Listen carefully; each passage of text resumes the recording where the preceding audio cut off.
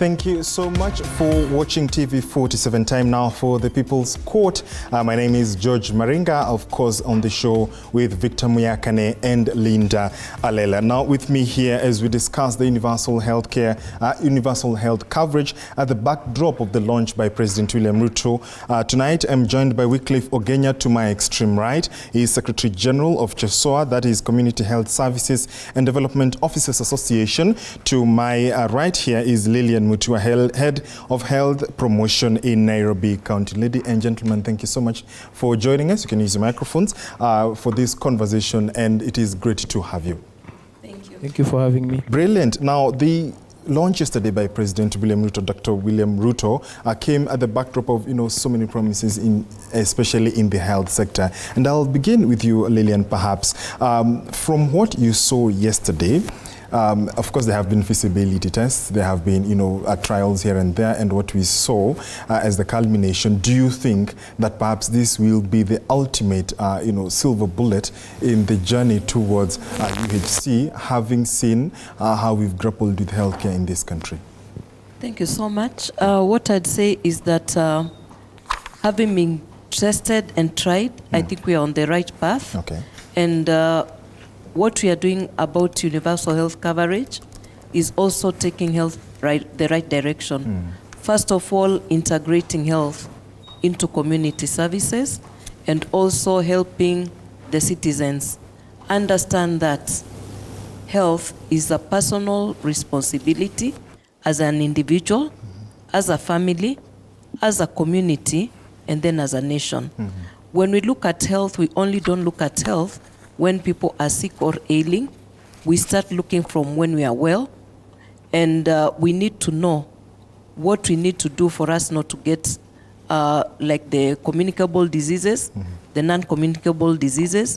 And looking at those two, it's a very high burden to the health services and nationally to our budgets. Okay. So when we strengthen the community health services and when we integrate health services to communities, then everybody has a role.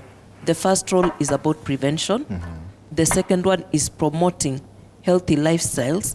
And then in case you get sick, we expect that you quickly access and utilize available, affordable, accessible, safe health services near reach.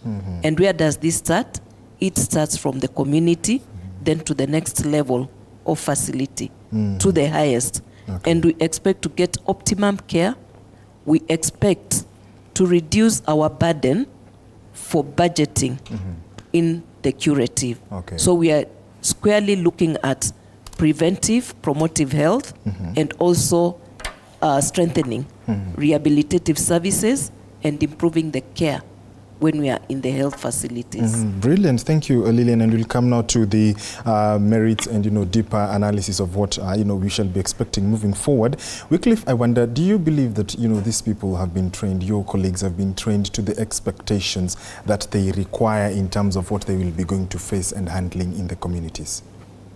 Thank you. I want to say that community health approach is very important for us as a country, and these are practices that have been tested across the world. Yeah. And if you look at the history of community health, or the community health approach as it were, you realize that it basically establishes the strengthening of the community health system, so ensuring the participation of the communities by making sure that they are well empowered, greatly would increase their participation in terms of seeking healthcare, and their training is very key for us. Why is that important? It's because that these people then would be able to provide services at the community level in the right and appropriate way, and thereby they'll be able to reduce diseases at the community level.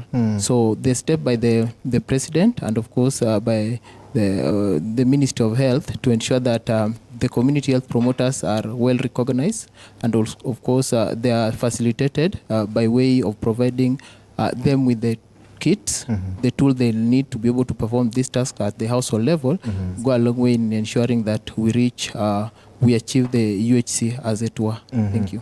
And indeed, it is important to mention at this point that we have the kits here in studio, and Linda Alela will be taking us through, to see what we have and, to be able to see, what, happens now moving forward. But before we even cross over to the other side, briefly to you, Lillian, when you look at the numbers of these community, the CHPs, do you think it's a proper ratio to begin with, or should you even now proceed? Because it looks like the focus is more on, whereas, you talk about, preventative, but, this is, heading towards curative. But is it as sufficient numbers, as it were, because of the populations that you find, especially in a county like Nairobi? We are saying that looking at Nairobi, most of our citizens in Nairobi are living in the informal. Yeah. That is 60% of our population is the informal population. 40% is the other population. When we are looking at the community health services, we are looking at these community health promoters taking care of households that are within reach. And these are people who are well conversant with their communities, people who are trusted by their communities, people who are respected within their communities and trusted, therefore.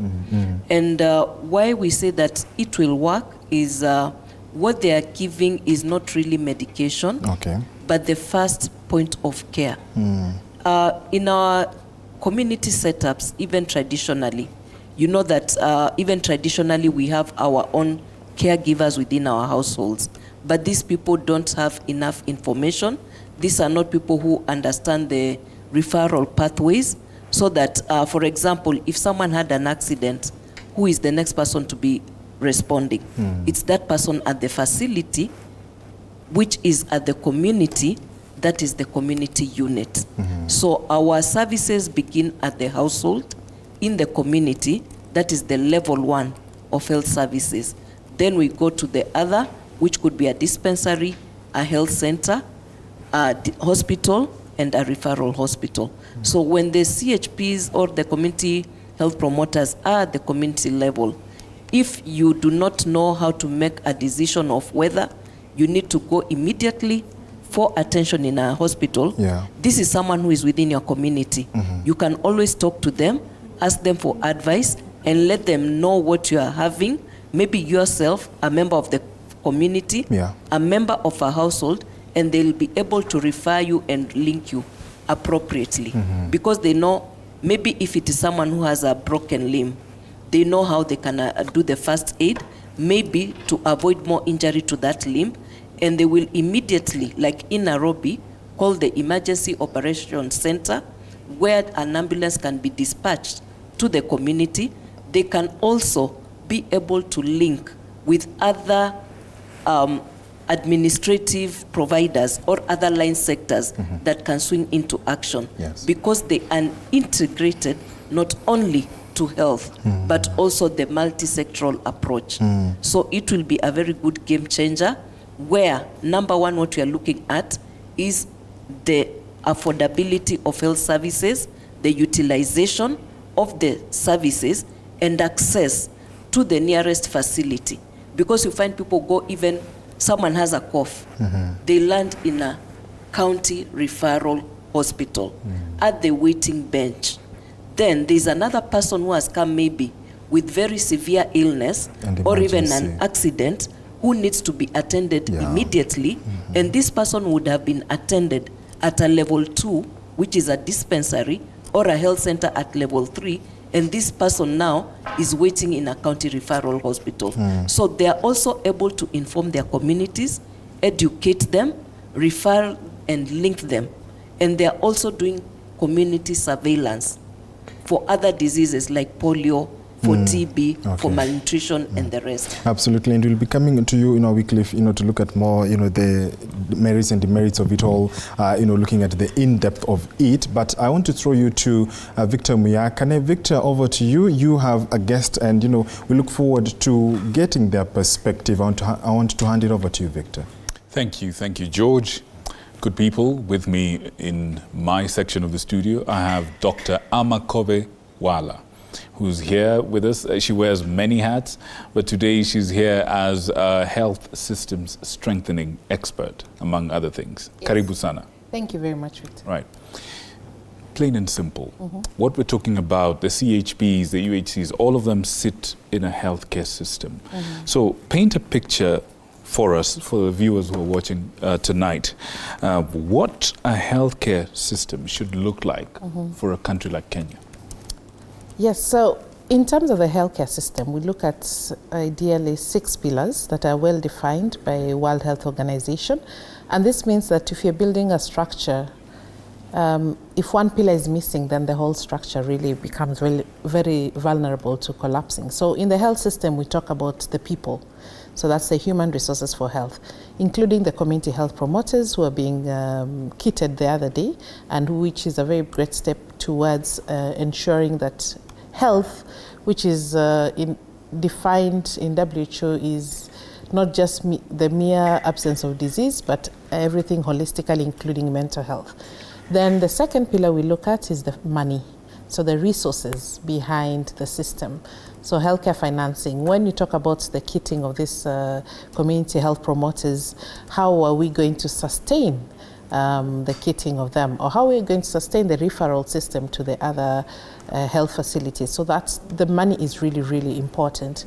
Then the third one, we're talking about the commodities. So this is what we use, whether it is in surgical, whether it is pharmaceuticals, basically the movable parts of the healthcare facility. And this is very, very important because as these community health promoters are going to the homesteads, they need to have basic things, as I think my colleagues have mentioned, things that they can use to attend to situations well before they escalate to the other level. So just to be clear, when you talk about commodities, you're talking about thermometers, bandages, medicine. Is that what you mean? That's what I mean. Yeah, vaccines in the higher facilities.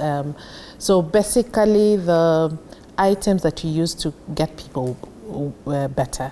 Right. And then we talk about governance, and I think governance is a very critical pillar. Huge. And here, when we see political goodwill, that's part of governance, where we have from the highest office in the land taking up primary healthcare approach in terms of fixing our health system. I think that's a very, very positive attitude, because we do hope that political goodwill will follow, resources follow political goodwill, number one. Number two, also accountability. Yeah, we can hold our president accountable and say, look, you said you're going to kit this 100,000, they've been kitted. How are we going to increase those numbers? Because 100,000 is a good start, but it's not enough. And then we also talk about health information systems. So this is the data or the linkages between how this young woman who's pregnant in the household, how are we able to monitor that this young woman, the health the pregnancy is really progressing well using the systems. And I think what I like about this current approach is that we've moved away. Victor, we used to have books, ledger books this big, you know, and you can imagine, for records, yeah, both with the community health promoters and also at the health facility level. So digitizing this space is a game changer for us. And I think one of the things we really struggle is when you go to a facility, your health records are kept there.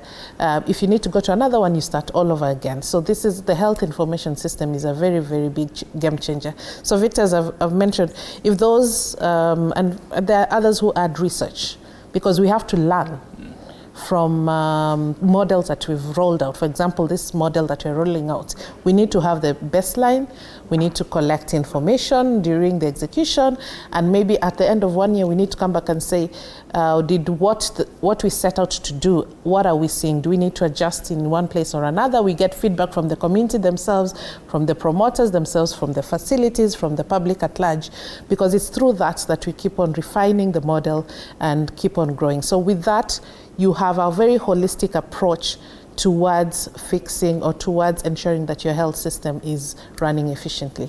Right. Now, you've done an excellent job breaking this down and helping people understand what a healthcare system should look like. Yeah. Now, there's a word, you and I know this word, universal healthcare. but there's a lot of people that are still unfamiliar with this. Yeah. Would you care to give us, in a nutshell, with the context that you've created about what a healthcare system should look like, what then is universal healthcare? Okay. So Victor, I'll maybe correct you a bit. We talk about universal health coverage. Please. Thank you. Yeah, so care is the actual service offered. Then coverage is what are we offering. So the ideal, if you look at it in a cube format, you have the height, the width. So you have 3 axes. Yes. X, Y, base, yes, height. Yes. So you think of it in a way that you want to fill that cube as you go along. Ideally, I'd say that universal health coverage is a vision. Actually, no country has ever achieved it. Right. But so it's us progressing towards achieving universal health coverage. It's aspirational. It's aspirational. But you look at how do we ensure that we cover the most number of people in terms of healthcare services with the most impactful services and at a very or no cost to them. Because what we've seen, and I guess many of our Kenyans have experienced, one simple admission to a hospital can send a middle-class family to lower. You say we're one disease away from poverty. Exactly. And so what the government, because the government, according to the Constitution, the government owes you the highest level of care, including reproductive health care in the Constitution. So you as a citizen are owed by the government the best level of care. And this is why these activities are there, especially in the Kenya Kwanza Manifesto. We see them saying that they are going to achieve a very good level of universal health coverage. So then you identify what are the, and these are studies that have been done, so it's not rocket science. What are some of the very basic things that cost less money but have a very big impact? For example, during the COVID period, we had hand washing. Basically just getting people to wash hands. We saw a massive reduction in respiratory diseases, especially for the vulnerable, the less than 5 years and older than 65. We saw reduction in diarrheal diseases. We saw basically very many a very big impact just with one activity, which is telling people wash your hands and also cover your, get masked. So with the primary healthcare initiative, we I think more other governments or other regimes have focused a lot in the infrastructure bit, which is important. We do need facilities to take care of people. But if you look at the costs, effectiveness of putting up a facility, let's say to do CT scans or to do cancer treatment, vis-a-vis giving vaccines to young girls to prevent cervical cancer, the cost of offering vaccination or the cost of offering healthcare information through the community health promoters has been shown to be far much less, but with a bigger impact. Right. So with the government economists, health economists, this is what they do. Then they advise in terms of very basic steps or very basic campaigns that we can start with as we aspire towards covering. Not to say that people who have cancer do not deserve care, right. But it's more of the gradual or progressive coverage of populations towards getting them healthy at a very affordable or less, or not taking them into a catastrophic spending on health. Right. Yeah. Now, now that we have this groundwork, this basis, we will be able to come back and delve a little bit deeper. But right now, I'd like to go over to Linda on the other side. And Linda actually has the kits that we were talking about. They were launched yesterday, and with the wonderful uniforms. So over to you, Linda. What have you got? Or more importantly, who have you got? And well, what they let's just say this is where the action is. But I am looking at my watch and I'm thinking it's important that we sip a glass of water quickly. And then I come and introduce you to the gentlemen, or perhaps just to mention their names. Richard Muga, seated right next to me. Richard Muga is a community health promoter. He'll be telling us, what the journey has been like to get to this very level. But of importance, we also have Georgia Gitonga, who is also community health service coordinator. Before we get to the action, allow us to take a quick short break, and we come back.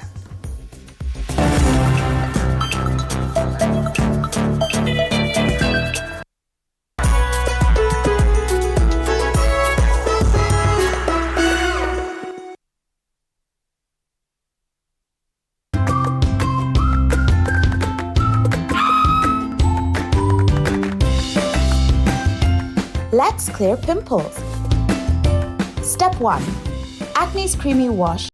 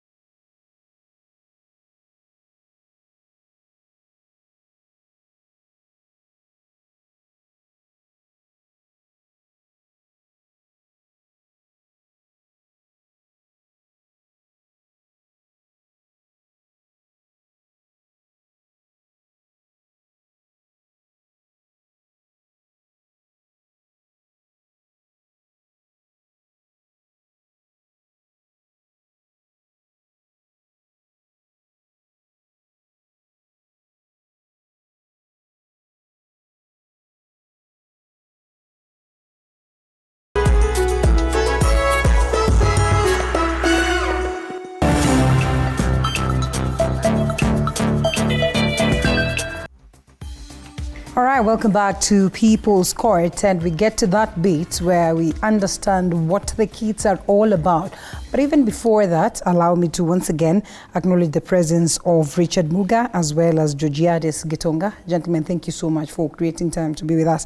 We start off from this very point, and perhaps, Muga, I think you would take us, or just give us, or paint a picture in a nutshell of what the journey of becoming a community health promoter is, because most of the people will want to understand, are you trained? And at this very point, picking up from the conversation that we have had, it is evident that we could be having an idea of what a healthcare promoter does, but the journey to getting to becoming one. Yes, a CHP is a trained personnel within the community who is being nominated from the chief's barasas, and you must also have the integrity that can prove that you can. You must also have that urge in you that you have that call to support the community in case there is any problem within the community. Yeah. So it begins from a volunteer basis. It begins from a volunteer base, and it is a call that comes from within a person. Okay. Yes. So who takes you through the trainings? After you have been identified by the community leaders, you are. We have community units where you are being allocated, and we have the CHAS, community health assistants, who take us through the trainings by the help of the sub-county coordinators, and the health personnel were well trained on health issues. How long have you been doing this, and where do you serve? I've been a CHP since 2012. Yes. Oh, since 2012? Yes. That's quite like 10 years or thereabouts. 10 years back. And still on voluntary basis, or there was some essence of payment? On a voluntary basis. Yeah. So officially there's good news. The good news came some 1 year back. Yeah. When Sakaja came in, he decided to at least give us a stipend to support our work. All right. Yes. Well, we'll be coming back to understand what exactly your work entails. Georgiades, thank you so much for creating time. Upon that declaration by the president, of course, the good news here down to the digitization processes, to teaching them technology, up to this very point that there was the official declaration by the president yesterday.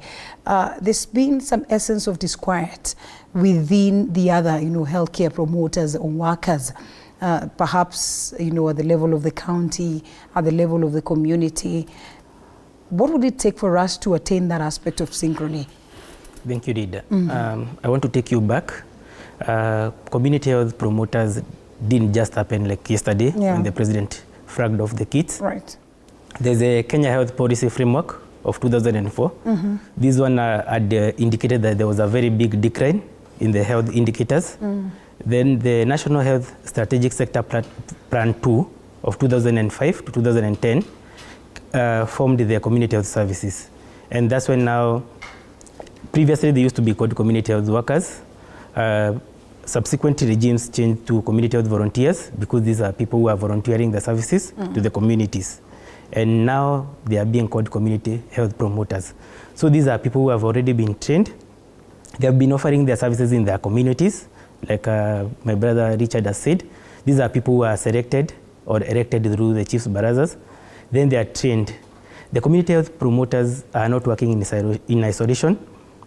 They are government-trained officers. These are community health assistants and the community health officers who are supervisors, who are immediate supervisors of the community health promoters. Why do you suppose then this disquiet, these murmurs, these complaints, if these are people that have been in existence and the rest of the other practitioners understand their importance and the role that they play, and they equally understand the importance of us attaining a universal health?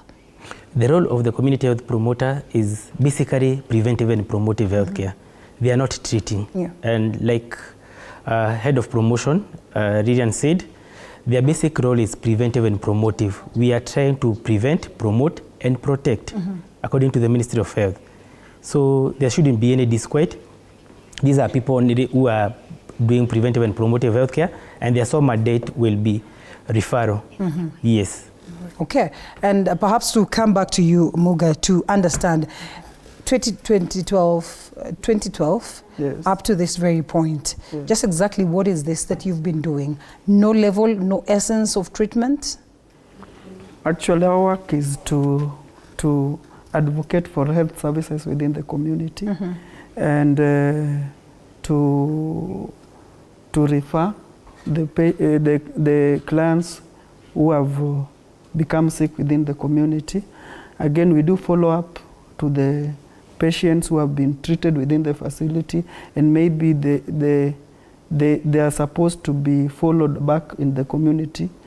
And we also do advocacy on health services which are being provided within the facility to the community, so that they have the information, and we also educate them on various health issues within the community. With the understanding that health is a devolved docket, and perhaps that's why you say, well, thanks to Sakaja, there was some essence of stipends that you people used to get. How different do you suppose it will be now that there's an incorporation of almost all the counties, you know, in the process of making sure that at least there's something something small in terms of remuneration that goes to you people? So how different will it be, you know, from then and now? Before we could do it willingly. But now that there is a motivation, I think we are going to, it is going to create a big impact in our communities. All right. Yes. Okay, we come back to you, Gitonga. Yes. And yes, of importance is just how then is that aspect of synchrony. We're talking about devolution, we're talking about the national government being involved in this, but of importance, the understanding of exactly what the health promoters and the community health promoters are doing. Do you suppose there's this essence of conversation that has been there between then, of course, the health promoters at this very point when now we are pushing so hard to make sure that, well, they're well incorporated and the systems as to it, you know, with the rest of the other health sector stakeholders? One of the things that I would laud the Constitution of Kenya is that it devolved the health sector. So health is devolved. I'll give an example of Nairobi County. In 2019, the former MCA for Zimmerman, Mr. Pius Mbono, brought in a bill called Community Health Service Bill Act of 2019 in Nairobi County. It was passed then, and Mr. Mbono had envisioned and had seen the role the community health volunteers were doing then. And in the bill, there was a stipend of 3,500 shillings. And when the current governor of Nairobi came in, he operationalized that bill, and that's how the community health volunteers started getting their stipend. So when they were working without a stipend, then there was a lot of drop-off, as in most of the community health volunteers would leave this work out. But currently, with the payment of the stipend and with the support of the partners, we are seeing an increase of community health volunteers who are coming back and they are getting trained. Going back to your question, are community health volunteers trained? Yes, they are trained. Remember, the Ministry of Health is a policy maker. There is a basic module for community health volunteers.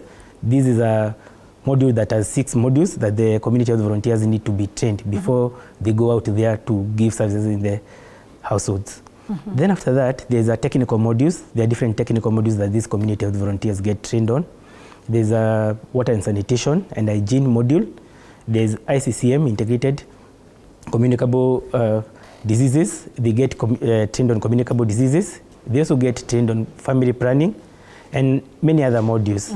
So basically these are people who are trained and they are able to understand and also to know when to refer from the communities to, remember the community is a, excuse me, remember the community is a level 1 service provider of the health sector. Then they are able to refer to the level 2, which is dispensaries, and they can also refer to level 3, which is health facilities. From there now, it is the role of the health facilities to refer to level 4, which is the county health facilities, and then the county health facilities, they are able to refer to the national referral system. That's the system of the community health service. All right, and like you rightfully say, it's the role of the ministry, and we've also seen them trying to accelerate plans to, make sure that we get into the space of digital, and I think you've heard Dr. alluding to the importance of that. Just how far are we in terms of making sure that these health workers then, are tech savvy, are introduced into the world of technology and trained proper, and just how much is technology involved in this process?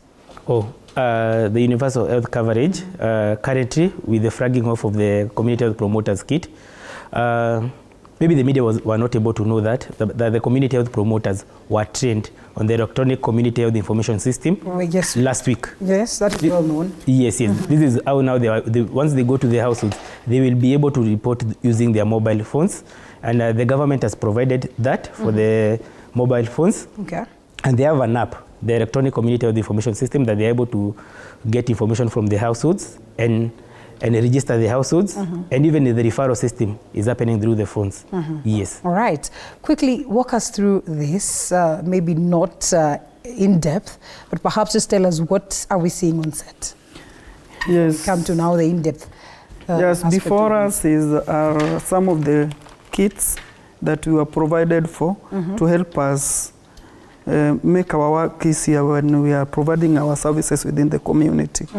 With me here is the weighing scale. Okay. This one is for weighing children above 5 years and above.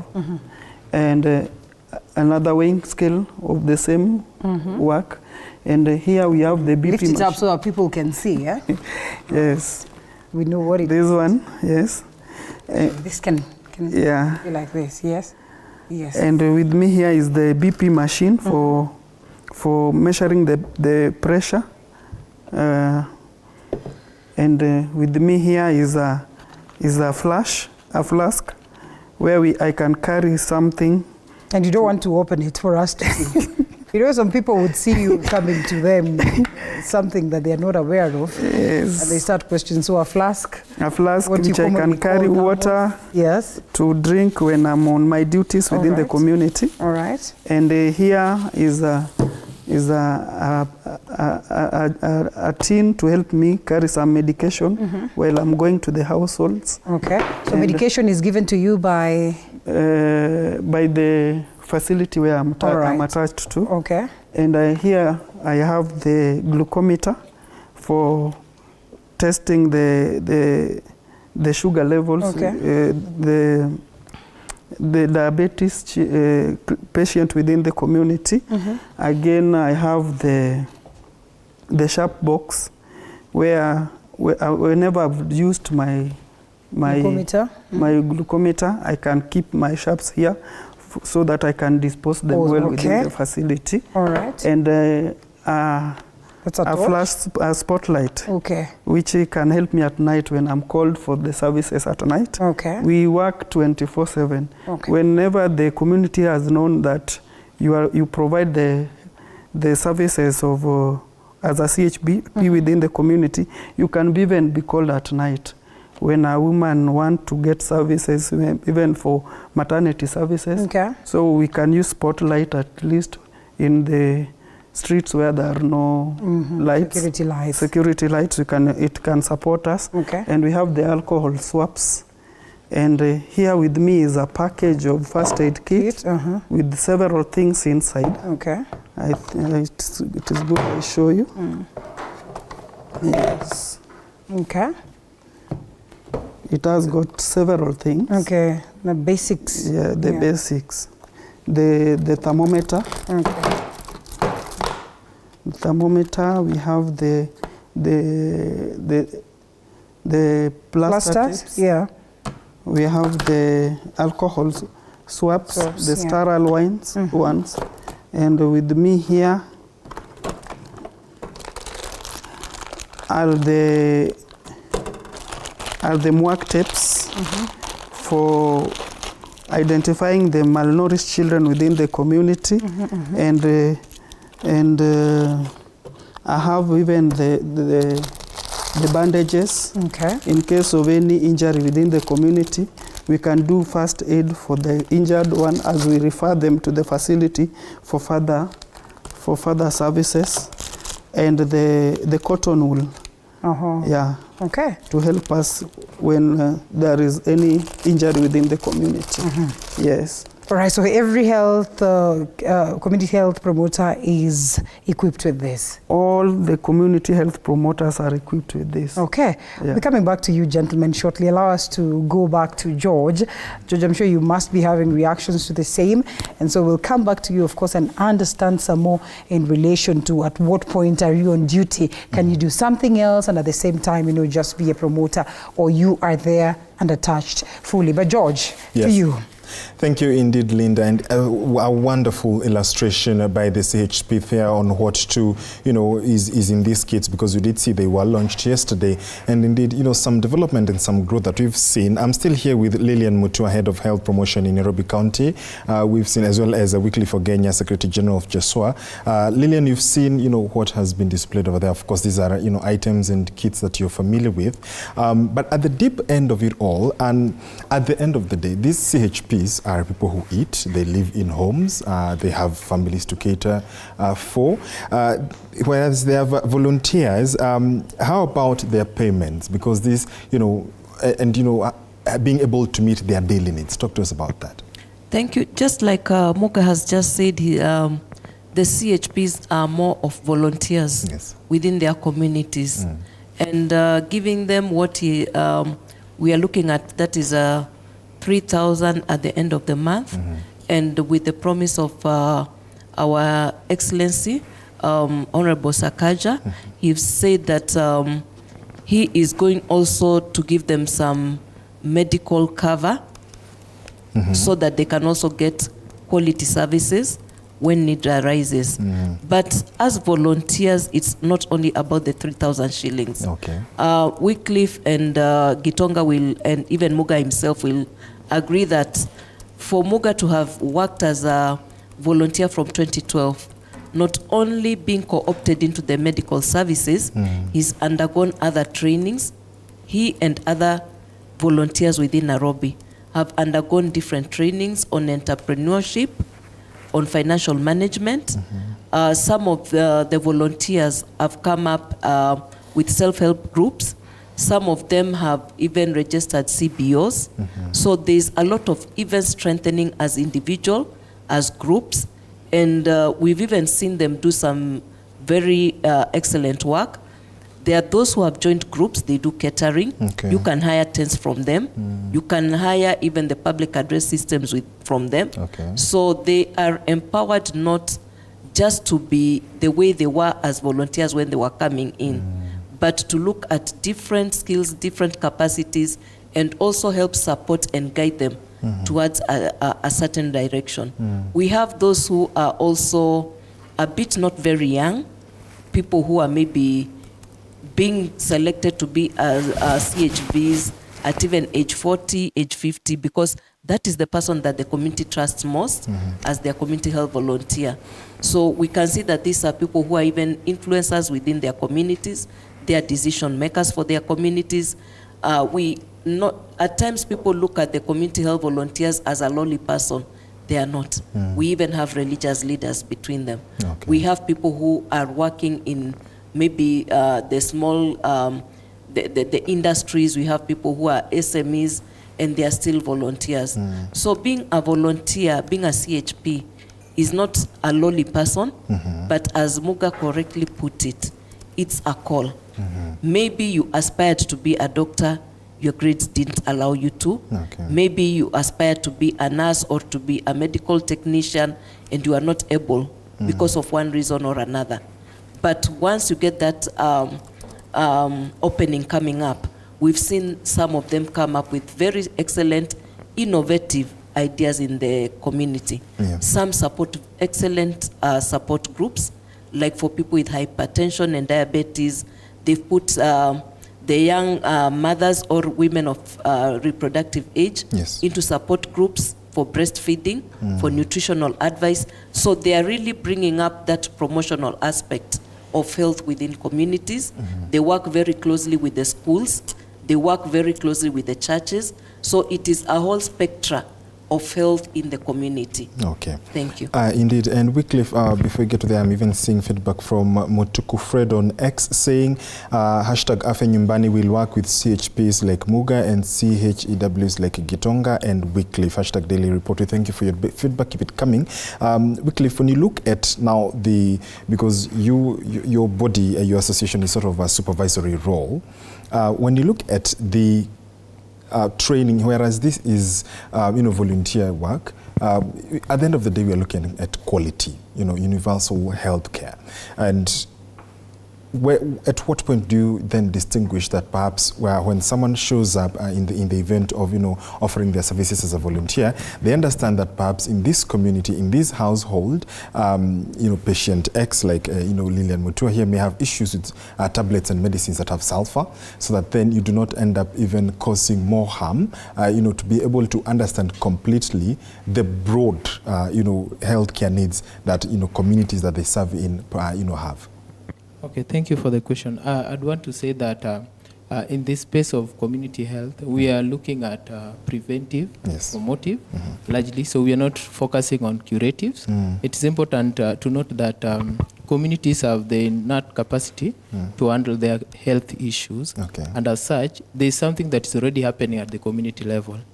If you go across communities, what the government is trying to come up with is to be able to ensure that whatever it is that is happening at the communities themselves, they are empowered, they have the capacity to be able to handle those, and that is why we have trainings for community health promoters. Okay. Like has been explained by one of the panelists, is that we have the basic training modules, and these basic training modules, we have 6 modules, and one of them is just to be able to introduce concepts in health and development. We are looking at issues of leadership and governance. We are looking at communication.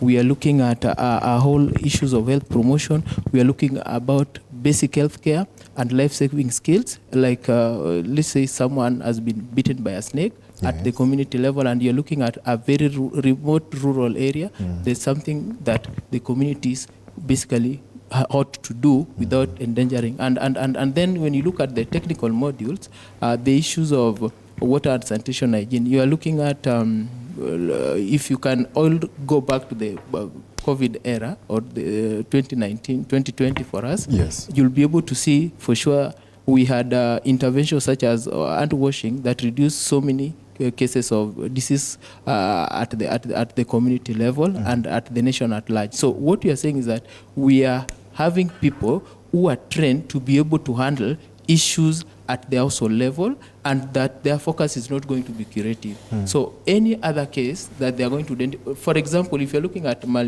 screening for nutrition at the household level, if we find that there's a child under 5 at the household, then they are referred to the facility. Okay. If there are cases of diarrhea, communities will be able to know that this child has had 3 episodes of diarrhea of passing loose stool within 24 hours. And as such, the household is empowered that they can be able to prepare ORS for them.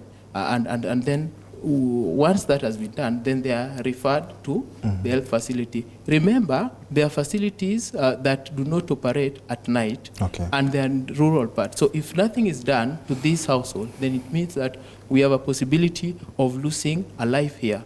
So the focus should be for us ensure that we offer preventive and promotive health services. Again, community health promoters are not working in isolation. they are community health officers who are well trained, and they're the ones who are able to supervise how community health promoters deliver their services at the household level. Yeah, briefly, then that would mean that perhaps as they go to these communities, do they go as a group, or, ideally, or how would then would I expect someone to show up, in my house? Individual community health promoters have been assigned 100 households, and in these households they'll be able to visit this household based on the schedule that the household be available. But the community health officers have one of the key deliverables for them is to be able to conduct supportive supervision. So they'll be able to select given households within the time agreed with the community health promoter and be able to sit in to be able to see how they're delivering those services. But also we have group supervision where community health promoters would sit with a group of community health officers would sit with a group of community health promoters to be able to take them through what is required of them at the household level. And then I just wanted to weigh in on the issue of the stipend. I believe that Nairobi County is doing very well with regards to payment of the stipend. It is 3,500. The 500 is inclusive of NHIF currently.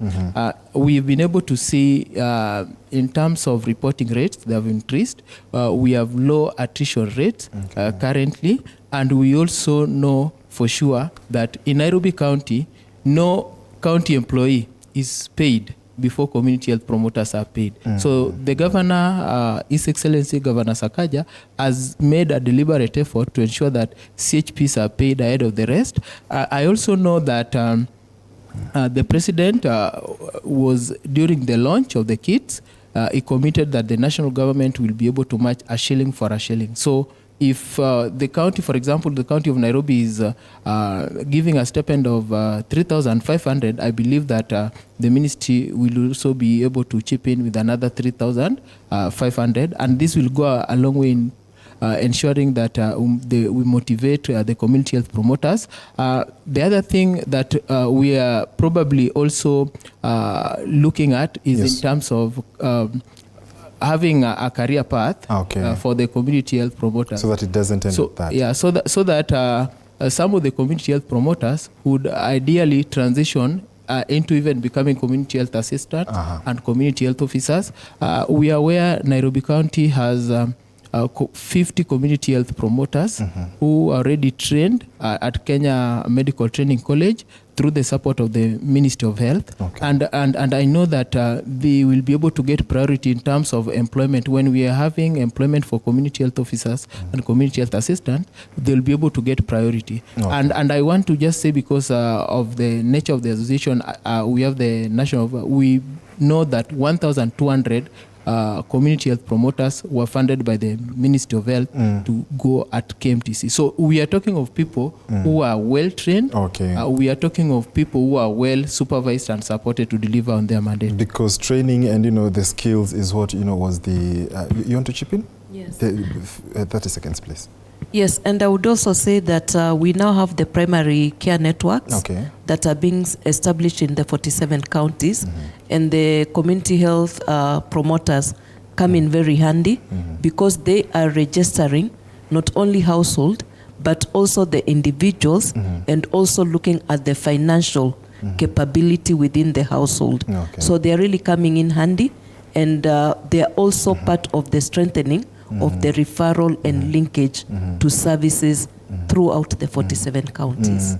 Yeah, Victor, I mean, a lot is coming from this side. Remember, these are the community health, we have the Lillian, who is head of health promotion in Nairobi. I mean, these are some of the issues that we are hearing coming out, and we've also heard of the stipend, the trainings that are coming in. I wonder what from your end you may have, even as we enter the home stretch of this conversation.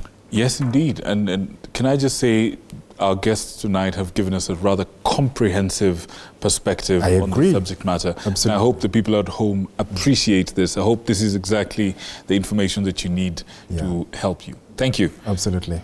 Dr. Wala, what's your take on what we're hearing this evening on CHPs? I will come in, Victor, with a feminist lens. Please. The face of the community health promoter is largely female. And for the most part, they've been volunteers. So I think for this, it is a step forward also on the empowerment of women, because not only do they do this work, they also have households to run, they have businesses to run, or whatever other activities of daily living are. And for them to do this for, you've had a number of years, for all this time, and they're working 24/7, you're on call basically. I think without that motivation, we are doing a very big injustice to them. I just want to refer to International Labour Organization that talks about the care economy, and community health promoters are part of the care economy. And they have 4 R's that one is to recognize care workers. So the recognition that my brother Chesoa is talking about is the associations, the CBOs, basically the formation where they're able to speak and their voices are heard. So that's very, very important in terms of the care economy. The second one is redistributing labor. And redistribution of labor is, we've seen very well about the kit. I mean, now they're able to have digital records, they're able to carry out simple diagnostics with the equipment right on the spot. They're able to refer appropriately. So that makes their work lighter. They have a torch, something as simple as being able to see at night, we take for granted. Right. Yeah, and then we talk about representation and recognition and redistribution of labor. So I think in all this, we are not only getting to a step forward in universal health coverage, but we're getting towards women empowerment, we're getting towards meeting the needs that are there within the care economy. So for me, it's great news. I just hope that we are going to do much more than 100,000. I think Chesoa needs to tell us how many community health promoters are needed in terms of data. By the way, why don't we ask real quick, can you tell us exactly how many people would be ideal for this sort of work? 100,000 clearly is not enough. How many people would be ideal? Basically, I would want to say that in the country, the Minister of Health is more competent to be able to respond to that. However, I know that the coverage, as we speak in the country, is about, with regards to community health units, about 90%. So we are looking at probably 10% more. Okay. And remember, the 100,000, you'll multiply that by basically 100, because each of the community health promoters is in charge of 100 community, households. So if you do the math, then you'll be able to 10 million. Yeah, so that is the coverage we are looking at. All right. Thank you for that. Now, had you completed your point? Yes, I had. Yeah, go ahead. Yeah, and remember, we are talking about a dwelling. We are talking about a dwelling unit. Okay. So within that dwelling unit, there could be, if let's say working with an average household size of about 5. So you can imagine what we are really talking. Okay. Yeah. All right. Thank you for that. Now back to you, Dr. Wala. You there's a concern among some people that with our health system, with some weaknesses in the areas that we have them, that there might be some abuse on the whole framework of community health promoters, in the sense that if you live in an area where the nearest health center is not so near, then this first line of defense now becomes a whole lot more than just that. Sure. Do you see that possibility? The possibility is there, for real, but I think we've been taken through the process that our promoters go through to be certified, so to speak. There's quite a lot of training. And I think the big thing, again, is not to think of community health promoters or the primary healthcare networks in isolation. Remember, we still have the other pillars. We still have the facilities. We still have the other human resources. So I think it's not the magic bullet, but it's a very big step forward in terms of the priorities and the expenses that are required to fix our system. So Unless we have a very bird's eye view, there's always someone who needs to have that bird's eye view, such that as we're strengthening the best, the apex is also getting strengthened. The other thing is, I think he has mentioned, is supportive supervision.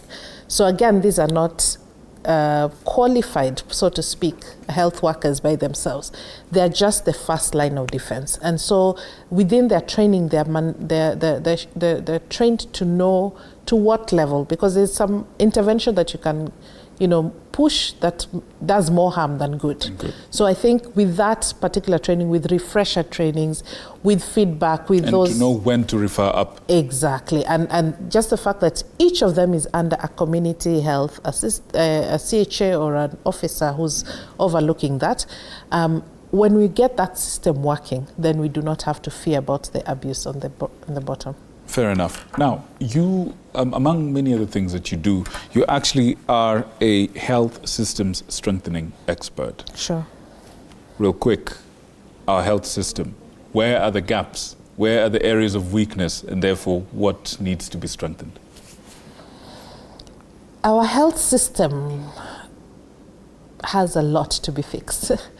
I would say that we've done a lot in the past. Devolution has made a remarkable difference, because there are some counties that really did not even have a surgeon to perform, not even a surgeon, a basic medical officer who's able to perform a simple cesarean section, which is a basic surgery to save the mother and child. And after devolution, we've had, especially with good governance in many of the counties, we've had them investing in different things. I think what we need is to reevaluate and not to be afraid of putting our resources behind things that are not as, let's say, very flashy. Like, launching community health promoters is not the same as where you have your name on a ward, on a plaque. Right. Yeah, and I think primary healthcare has a lot of those non-flashy kind of interventions where as a leader, you do not have a legacy in terms of, this is the building that I put bears up. my name. Exactly. Yeah. And I think once we start moving away from very emotional and razzmatazz of that, yes, and we focus on the data, and the data, it's very important to understand what basically can move us from one step to another. But I think, in my opinion, one of the biggest weakness is the management of our human resources for health. And that's why we are seeing, at least this is a step forward in terms of recognizing and rewarding the work that community health promoters do. But we have the other cadres of workers. So we can strengthen this. We forget those ones. When we send our women to labor in a facility, we do not have enough nurses. We do not have a doctor to manage. And so we have a lot to cover. And I think I've seen in their manifesto for Kenya Kwanza that there's supposed to be a body, whatever form it will take, because a commission would require constitutional change. Right. But there's supposed to be a body that will help us with managing and developing our human resources for health. I think once we prioritize our people, a lot of the other things will follow course. Thank you. All right. So talk to me about the next 4 years, for example. Unfortunately, in Africa, we think in election cycles as timelines for project and all that. Talk to me about what you would like to see to be done differently. Talk to me areas of improvement that you'd like to see, particularly in those areas that you feel are very, very critical to offering universal health coverage for our people. Victor, so one of the things I'd like to see is that we follow our strategic plan. In our country, we have the medium-term plans, and they're very well done in terms of, at least to the extent of the skills that we have. What we unfortunately see is that with every regime, we have a very flashy campaign that comes up. Everyone wants to be named. And this is not just at national level, but also at county level. So whatever the other leader started is dropped. Like we had the Big Four agenda. Right. We've forgotten about the Big Four agenda. Now we are getting into another manifesto with another government. So if we are able to stick to the very well-laid plans that are supposed to take us to Vision 2030, I think we'll be far much better off. We may fashion it in whichever way, but at least follow a bit of that. Then the other thing is, as a country, Kenya, because I've been in this space for 18 plus years, we have enough documents in that Ministry of Health, in the county government. Proposals. Policy. Yes, all these are very well done.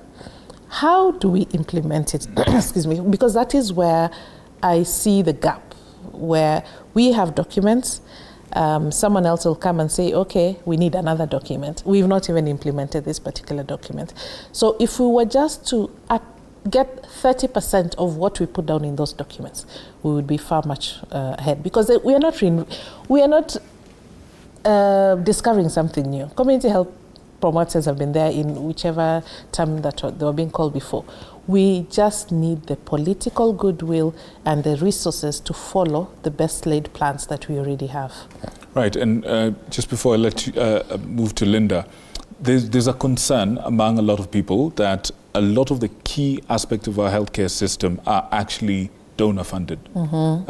And then that reliance is causing problems. I think a couple of years ago we had an issue with HIV medicine. We had an issue with some vaccines and so on, with donors. Where do you stand on that? And where should we go in that regard? So we signed the Maputo Declaration very many years back, which was to commit 15% of our GDP to health. I think we are at 6%, going to maybe 7%, depending on what you count. And unfortunately, most of that is exactly donor-driven programs. The thing with the donor-driven programs, they're good, but they come with certain restrictions, and they're very perpendicular, they're very silo-based programming. For example, you get money that's purely for HIV and AIDS, and you forget that this person with HIV and AIDS may be pregnant. So who takes care of the pregnancy part? And then you find even the training that our workers are given would be so focused on that, because that's what the donor said, this is where the money should go. I think we have a lot to go in terms of domestic resource mobilization. And this can come in various formats. It can come in actual government allocation towards health that will be met at 15% as we signed up. Only Rwanda in Africa has gotten to that 15% declaration, and Rwanda is doing amazing work because they started bottom up. The other thing is, how do we leverage on some of these taxes that you're already collecting in order to put it in a social health insurance fund? I think I've seen some bills circulating about us moving towards a social health insurance, and it's a great step. Execution will be another story, but it's a great step forward. Where do we get these extra resources? Things like sin tax, things like, so we can, and the biggest thing, Victor, is sealing the holes of corruption. If we just did that and forgot about sin tax and forgot about all these levies that were being labored upon us, if we just seal the holes of corruption, we would take a very big leap forward. Brilliant, brilliant. And as we digest that, Linda, what have you got for us? Muga, Yes. straight to you. Yeah. Step towards the right direction, perhaps the right step that we could have made. Okay. What do you suppose the difficulties that still are underlying, and how best would you propose they are addressed? Because this is a good one, but yes, there's still more that perhaps needs to be addressed until we're there. In terms of Generally, how the community receives you, how you as well work with the rest of the other health practitioners, just the synchrony. What are some of the things that you'd want made better in as much as we have done this? Yes, the challenges are still there. Maybe in terms of the welfare of the CHPs. If at all we could get the best support in terms of their welfare, in case our CHB pass, like currently we have 2 who has passed away, so it forces us to go back to our pocket and maybe give out the little we have just to take care of the burial and all such kind of things. So currently, if our welfare can be taken care of, then at least it will be a plus on our side. Again. How was it like during the COVID-19 times? How was it like during the COVID-19 times? It was a little bit hard, but due to the fact that I told you before that it is a call within us, we just find ourselves fighting together with the healthcare workers. Again, there should be much of education in terms of our work in the community, because most of the community still believes that CHPs are there maybe to get funds from the donors through them. So if much of the education can be done, formal education can be done to the community members, so that they can know that our work is just to help them, not using their name to gain something. Could there be a handful within yourselves that have tainted the image? And what are you doing to make sure that within yourselves then, that this is known to the community and that there are no those ones that are actually tainting the image to this point? I think most of the things, most of the health issues came up with a lot of donor funding, especially in an informal areas. So it tainted the work of the CHPs, that maybe they are being supported through helping the community members. But currently we are doing through the support of community health assistance, we can do some activities within the community that do much of education to the community members to help them understand what we are doing. Like we normally have the action days where we can identify an issue maybe which is affecting our community, and we go around as we clean the community around, as we make them understand that we are just there to support them have a better health within the areas where they're living. How much of support are they getting? And we're coming back to you on that. Now that you're amongst them, you know, as the directors or the people who are making sure that this then runs proper, how much of support do they get, and how much more can be done towards, you know, making sure that, well, they're comfortable in terms of the concerns that they're raising? Excuse me. I'll take you back. You asked a question about 2019 during the COVID era. The community health promoters, then they were used to be called community health volunteers, played a very critical role in preventing the spread of COVID. They also helped us as health workers in identifying and following up the defaulters in their homes. Remember, the community health promoters, these are people who give key messages in their households. Yeah. So they were more better off giving out key health messages, especially preventive and promotive healthcare. It is easier for someone like Mr. Muga here to go in their unit and give key health messages and be understood and be accepted than if, for example, I go and give the key messages. Yeah. So what the government did then, and they are still doing, is they equipped the community health volunteers then with PPEs, and they helped us in following up the community, the defaulters then of the COVID-19. Currently, the government has invested so much in training, capacity building the community health volunteers. I'll give you an example of Nairobi County. They have operationalized the community health desk, which is manned by a community health promoter. And if a client or a patient is referred from the community health unit, the first person they come to the health facility and meet is a community health promoter who is at the community health desk. This community health promoter is able to guide this client or the patient to whichever services that they want to receive. Remember, the key goal of universal health coverage is strengthening the relationship between the communities and the health facilities. So that one has really worked, and I want to say a big thank you to the governor currently for doing that and for giving a stipend to the community health volunteers. I realize that devolution plays a huge role. So when back then there were volunteers, today there is that official declaration that now they're integrated in the system. I have hosted a couple of them who used to say that, well, I am doing my usual job and then I am also doing this. How different is it going to be this time round? Some of the talks that I've seen is the stipend is very low. I agree with the current economic status. They did a top-up, and the president made a declaration about that. Remember, the community health volunteers, they don't work full-time. They work a few hours, and other hours they are able to do their day-to-day activities. And coming back to the universal health coverage that was flagged off yesterday by the president, especially the kids, the training, as Dr. has said previously, the community health volunteers, remember these are people who go to the households and they are checking health status of those households. Especially, we have different indicators that they are checking. One of the key indicators that the community health volunteers are looking out is, are these household members accessing any medical insurance cover?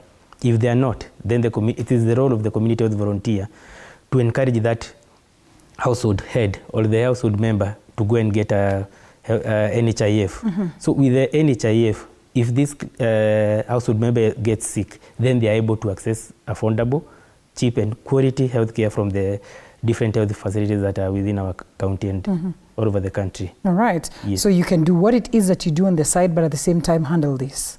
Yes. Being a CHP is not an unemployed job, a full-time job. Yeah. You can just continue with your daily activities. That is why we are being attached to the household within the areas of our jurisdiction where we live. In the event that you move, perhaps to a different county, to a different sub? In an event where you move to a different county, because we are being issued with the certificate to show that you are a trained community health workers, you can still provide that service at the area where you have moved to. But when specifically they are being appointed from the areas where they come from. So it is not, after you have registered your household, we have the MOH tools that we use. But currently there have been reduced so that we can do them even using our phone.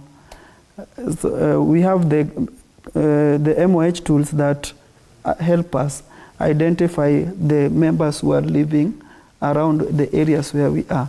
So after you have identified the members and you've known the health condition that is happening, whenever there is any need or call, you'll just find them calling you so that you reach at them very fast as you just continue with your day-to-day activities. All right. Yes. The goal is to promote preventive and promotive health care. Yes.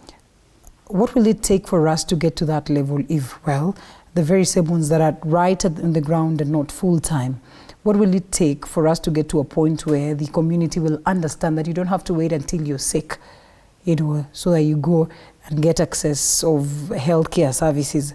What will it take for us to find solutions to these concerns that have bedeviled us? Of course, not forgetting the numerous challenges that we have in the health sector. One of the ways that we are going to get there is, remember these community health volunteers, much as they are not working full-time, they have households. The policy currently states that every community health promoter should have at least 100 households. In Nairobi, we specify that every month, the community health volunteer should visit at least 33 households. And remember, there's a tool called MOH 514, which is a community health volunteer service delivery logbook. Currently, now it has been digitized into the electronic community health information system.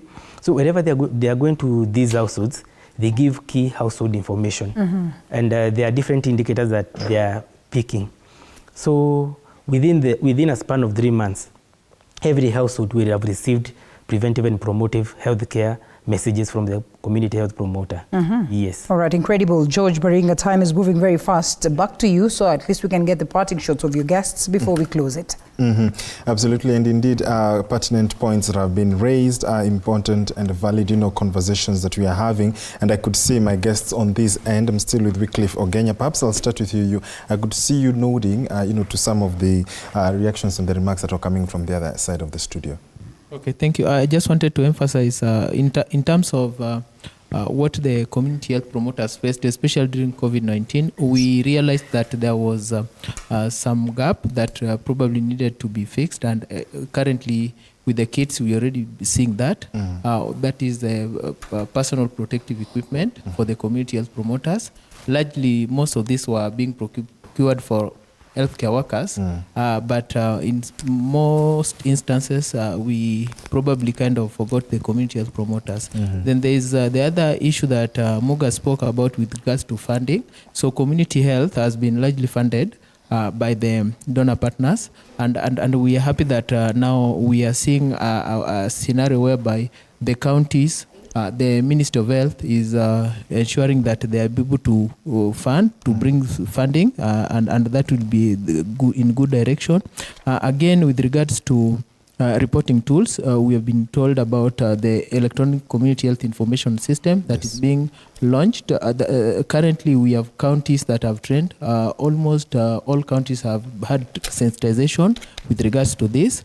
And then I wanted to say that for us to be able to enhance supervision for community health promoters, it's also good to ensure that we have a good ratio for community health officers and community health promoters.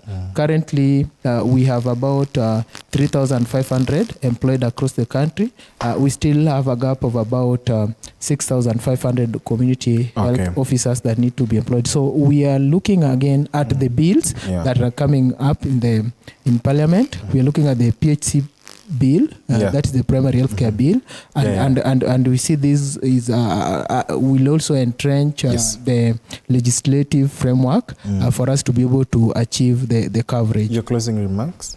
I think I would say that we would really encourage the government that given the trajectory they are taking, we need to put in more money to be able to support community health services in the country. Okay, so thank you very much. Wycliffe Ogenya. Lillian Mutua, you get the last word from this side. I just encourage the community also to protect the community health promoters. We've seen incidences where they go to work, and especially even at times when we are doing the campaigns, we find that their phones are snatched. At times they are requested to give away their bags, their own personal bags that they are working with. We ask the community to protect the community health promoters because these are their own people within their communities. Let us not vandalize whatever kits that they have been given. Let us also be able to secure their spaces when they are working. We remember that their biggest role is to protect the community's health and protect the community's health. Absolutely. Together we can. Tomorrow, it could be you who is ailing or me. So let us take up this good mantle that they have been given, run with it, and ensure that our universal health coverage gets its space and we can improve the quality of health within households, for individuals, in the institutions, in the communities, and as for all of us as a nation. Absolutely. And that will bring our health bills down, and we will be going the right direction. Absolutely. Kenyans, you've heard it. Please do not harm or bring harm to the community health promoters, the CHPs. I've been speaking to on this end Wycliffe Ogenya, who is the Secretary General of CHESOA, that is the Community Health Services and Development Officers Association. Thank you so much, sir, for speaking to us, as well as Lillian Mutua, Head of Health Promotion in Nairobi City County. Thank you, ma'am, for joining us. Victor, over to you. Thank you, George. Dr. Wala, your thoughts? My parting shot is that we always have to remember this is a system. And so one part moving, we need all the parts moving. So the focus on primary care is very, very important. And I think it's something we've been lacking from other regimes. So I want to laud the government for that step in recognizing the role that community health promoters do, and in that breath to also remember that the other systems have to function for everything to run smoothly. Thank you. Right, it's a system. Exactly. All right, I couldn't have said it better myself. Dr. Elizabeth Amakobe Wala, who is a health systems strengthening expert, among other things that she does. Thank you. Thank you for your insight. Linda? All right. Well, Muga, your parting shot this evening, and perhaps on just how best we can make this whole journey bigger and better. Oh, first of all, I want to thank our able governor, Sakaja, for just making community health workers, community health promoters being known in Nairobi County and being noticed that there were people who were just giving out best services to the community, and there was nobody to recognize them. Again, thank to all donors who realized that they should give us something like a jumper to jumpstart us, because going forward we can see the government is coming in, and the sustainability of community health is going to be realized soon. I want also to thank the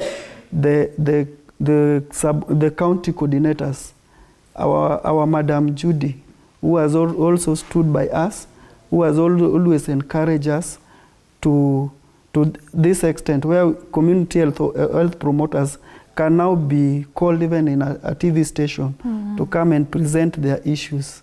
You see, it is something that is adding value even to us more. And even the community can realize that we are not just people to talk to them in the community. We are people even to talk even in TV station like other people who are learned. Right. So I thank Madam Judy for this. I thank our leadership on the ground who also saw the confidence in us and even brought us to this platform. Great. Thanks to all the leadership of the county. They are doing well, and we are assuring them that we are going to maintain health, and there will be no deaths being reported within the community if we are there. Great. Yes, the coordinators. Looks like you've done a good job. Yes, your parting shot. My parting shot is, remember 100,000 kits were already distributed in our community, in our communities all over the country. And I would urge the county government, remember the community health promoters cannot work in isolation. I call upon the county governments to employ more community health officers and more community health assistants so that these people can always be supervised and be given the needful support and also be capacity built. Right. For Nairobians, within the month from October, you'll see the community health volunteers visiting us. Please let's embrace them. Let's give out information. Remember, our health is our responsibility. As the Ministry of Health says, afya yetu jukumu letu. Thank you. Well put. And of course, now that this is on, I guess it's for us to monitor and mitigate any concerns that would arise until we're able to get this and get it right. It's at this very point that, gentlemen, you'll allow me to join you as we come to a close. Thank you so much, Richard Muga. Richard Muga is a community health provider right here in Nairobi, right? And also the community health service coordinator, or a community health service coordinator right here in Nairobi, right? And that is Georgiadis. That name, Gitonga. Thank you so much for speaking to us this evening, gentlemen, and everybody else that has been part and parcel of this broadcast. The team behind the scenes, always good to make sure that this one then is a success. I think at this very point that we have to come to a close. Absolutely. Sadly, it's a great conversation. It's a very wide conversation. We cannot claim to have covered everything, but we appreciate our guests for the insights they've shared in the time that we've had. Thank you so much. We also appreciate the teams behind the scenes, the people that are making us look as wonderful as we look, and I do hope we look wonderful to you at home. Thank you so much for the good work that you're doing. May God bless you. Absolutely. Indeed, the team led by Nick Mavindi, the director, our producer, Tony Mwirigi, and others. We thank you so much, Sound Collins. And I want to just go through some feedback that I've seen, from Mutuku Fred. He says, thanks at TV47 for bringing CHPs and CHOs panel. A good day to hear from the community health workforce. I will sleep a happy CHEW, but I'm told they are now CHA, Community Health Assistants. Thank you so much for your feedback and much more. Of course, on the People's Court, we endeavor to bring you such conversations that impact you. My name is George Maringa, wishing you a good night from Nairobi. You don't want to tell them that you're Victor Muyakane? Oh, they know. Victor Muyakane. And I say good night and God bless you. And of course, we say thank you to those ones that have been watching. Absolutely. And for the immense feedback. We close it at this very point. My name is Linda Alela. Do have yourself a lovely one. Until next Tuesday. Absolutely. All right. Thanks.